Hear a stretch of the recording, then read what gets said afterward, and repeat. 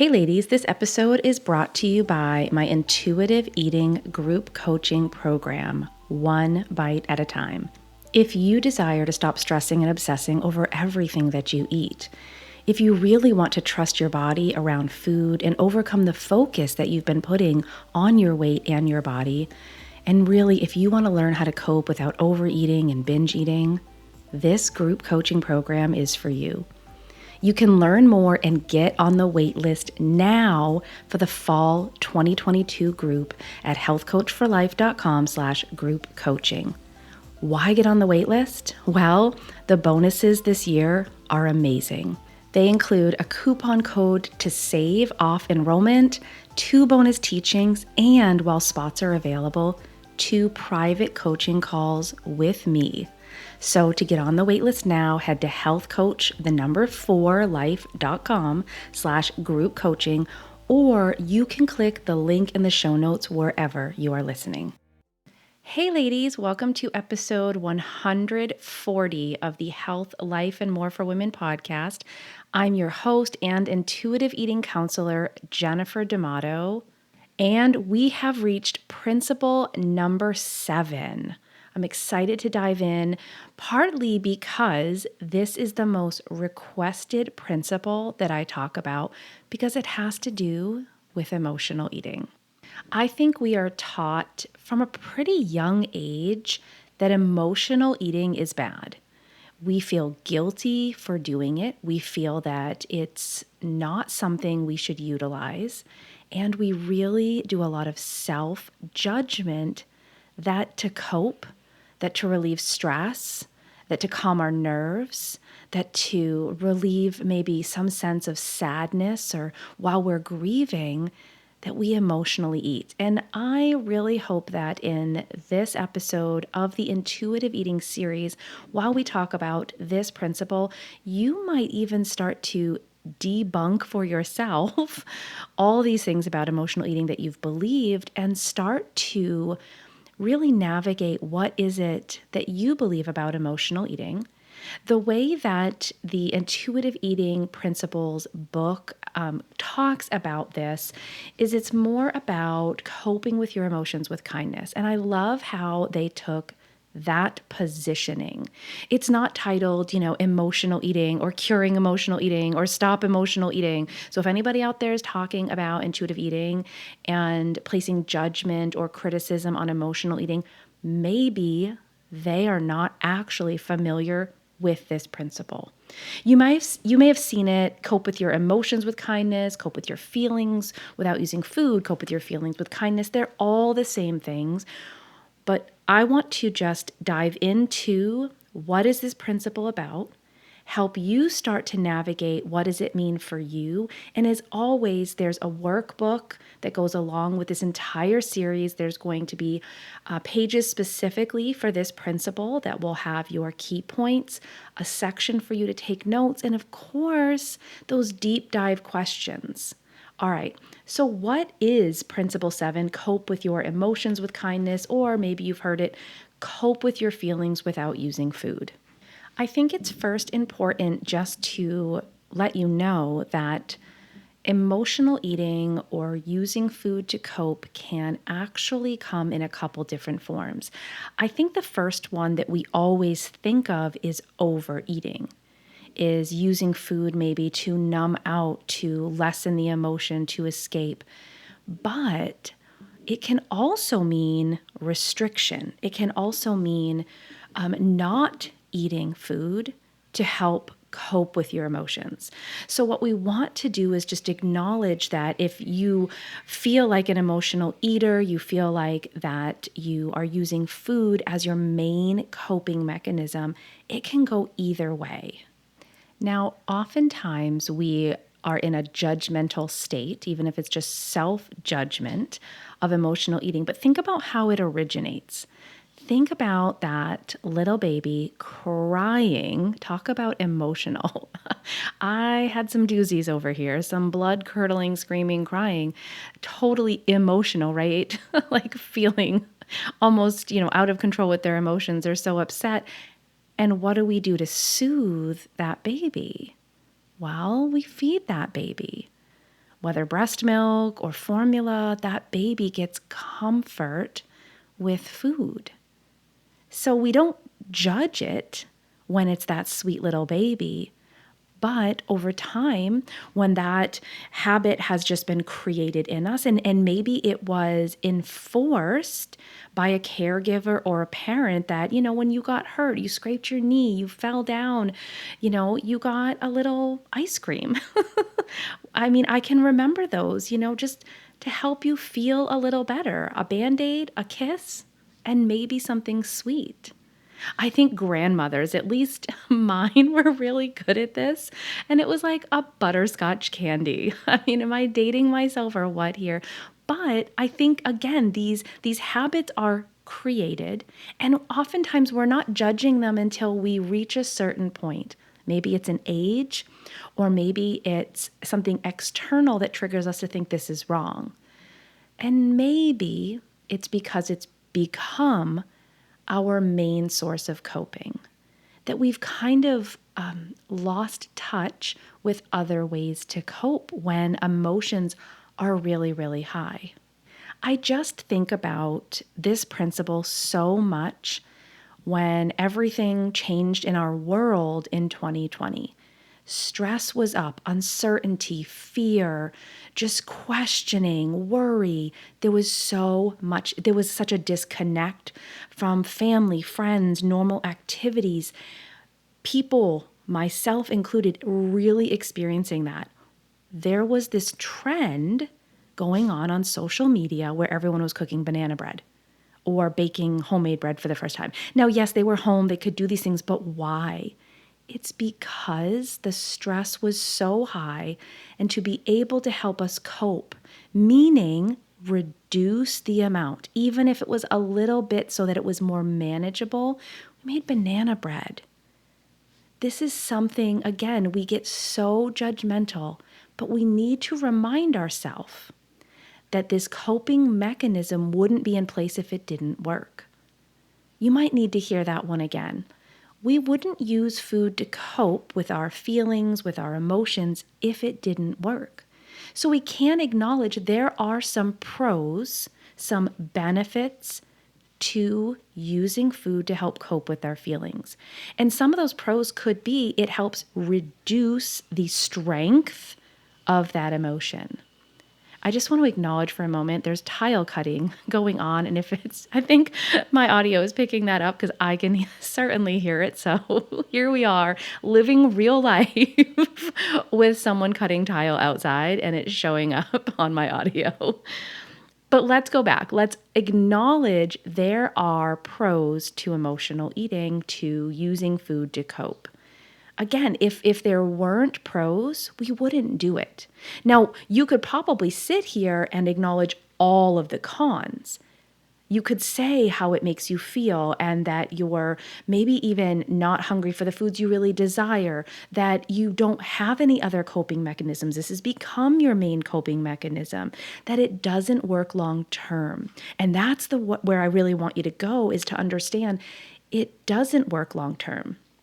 It doesn't actually help you resolve whatever the emotion is that's causing this need to cope, this need to reduce or eliminate or try to distract yourself from the emotion. So if we can remove judgment and criticism from emotional eating, we can start to dive into the deeper work. So one of the first things you can do is start to identify what emotional triggers do you have. Maybe even think about what emotions cause me to want to use food to cope. The one I hear often is kind of that sadness or mild depression. And we go to carbohydrates and sweets because they can increase serotonin. They help you feel better. This is a reaction, right? This is something our brain is actually doing, which is why, again, we go back to that pros list. It works temporarily. I've even noticed for myself sometimes if I'm really angry or frustrated, I want something like hard and crunchy in my mouth. Like I want to bite down on chips and something that's going to make noise and I have to really bite into. It helps as a release if I'm feeling frustrated or angry. Even boredom eating would be part of emotional eating. It's because you just want something to do. You're bored. Again, I'm going to keep swinging back to what happened in 2020. So many people were experiencing so many of these types of emotions and more, and food was mostly readily available. It was in your home. Maybe you were ordering it. You were venturing out to the grocery store. You were door dashing, whatever you were doing. And it was the easiest way you could cope. But then that came with this whole side of judgment. If you can start to identify those emotional triggers, something you can do is start building up other coping mechanisms. I always say in addition to, because food is one of them. Food can be a coping mechanism. I always tell my clients, we just don't want it to be our only coping mechanism. We've already proven by listing out these pros that it has worked. But what else? What else can work?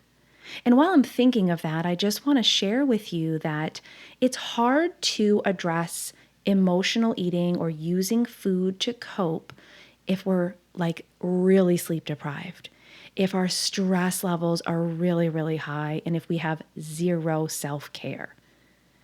Go look at those 3 areas of your life. Do you need to address those? Do you need a better sleep schedule? Are you getting that 7 hours plus? Can you, make adjustments there?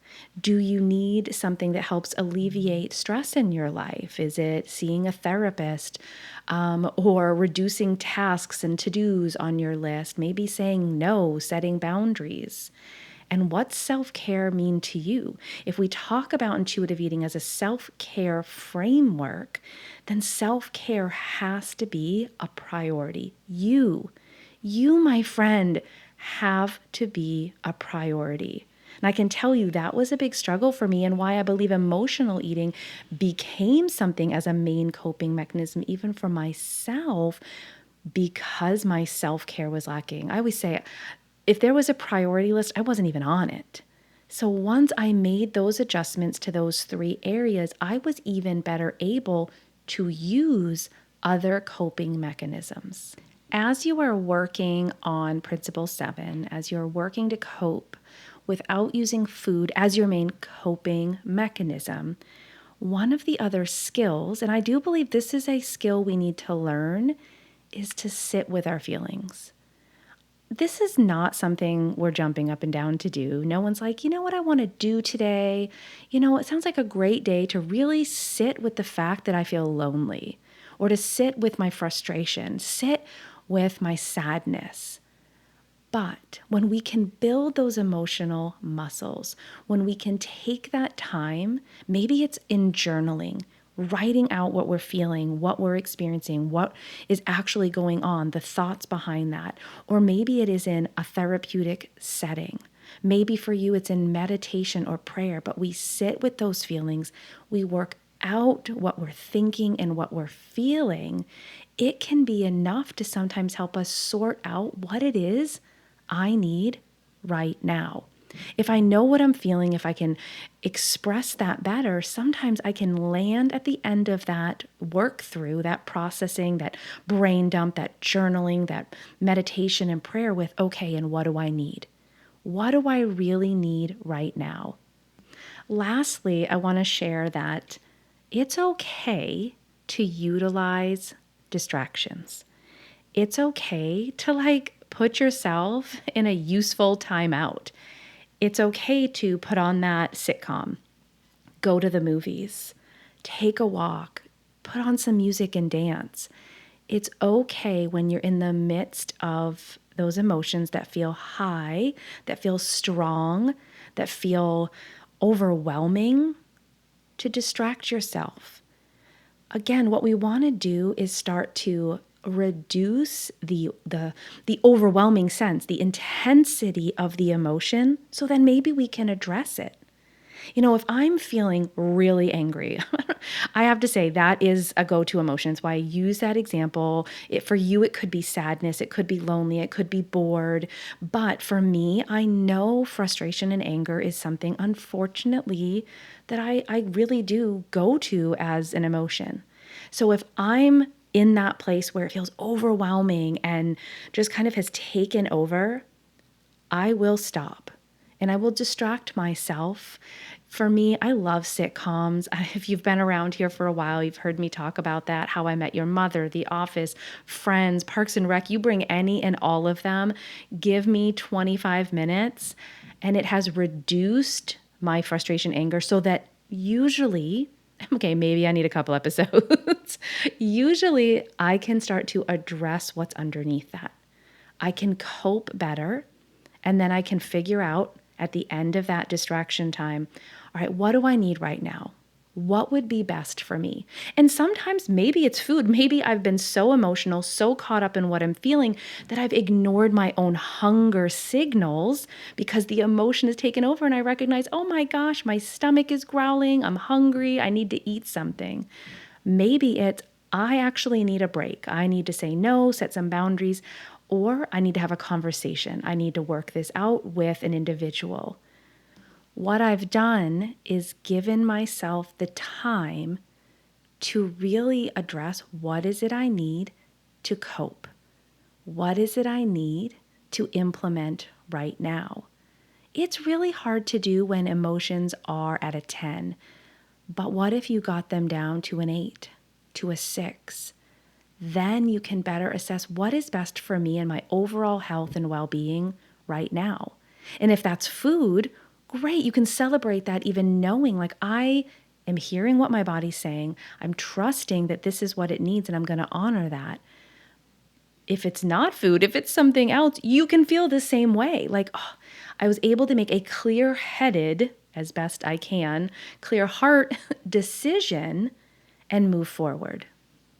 I just want to go back to something I said at the beginning because I believe it is so important to all of this, is to remove the judgment from emotional eating. If you can start there to let go of any self-criticism and self-judgment, I believe it's where you can start to do this work.